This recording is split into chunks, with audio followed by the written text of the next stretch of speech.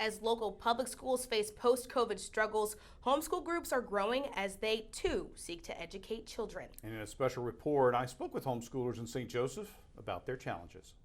Most of the time when we think of schools, we think of public schools like those we have here in St. Joseph. And others harken back to a time where public education happened in buildings like this one-room schoolhouse. But before these buildings existed, formal education took place in churches and in homes. Today, the homeschool movement continues here in St. Joseph, with parents opting to homeschool their children for a variety of reasons, including religious, special needs of the children, and for the purpose of travel.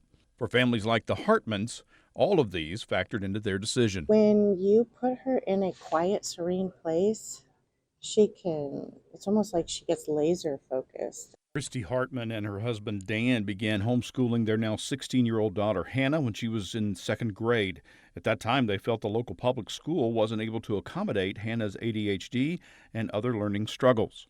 Hannah and her older sister were in that mix. They weren't either being challenged enough, or it was going so fast that they were missing. The Hartmans, like many homeschool families, also cite religious convictions as a reason for their choice to homeschool. Am I qualified to do this? Can I do this? What program is the right one?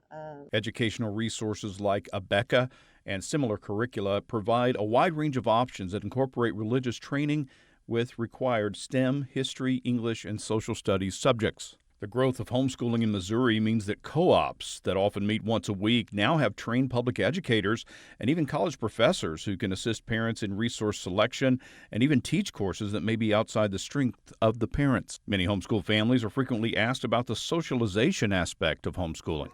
Science has always been my favorite subject, science and math. The Hartman's daughter Hannah says it's never been an issue. So I can go to dances and meet new people. The rink, I go to the rink and I meet new people. Socialization really isn't hard.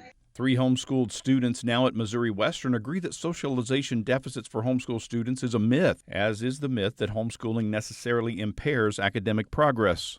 In my experience, I had some of my own family members who thought that about us, is that you're not socialized enough. And so we had to kind of fight that. My homeschool experience really helped set me up for college very well. Definitely, like the first year or two when I was here, my workload was lighter here than it was in high school.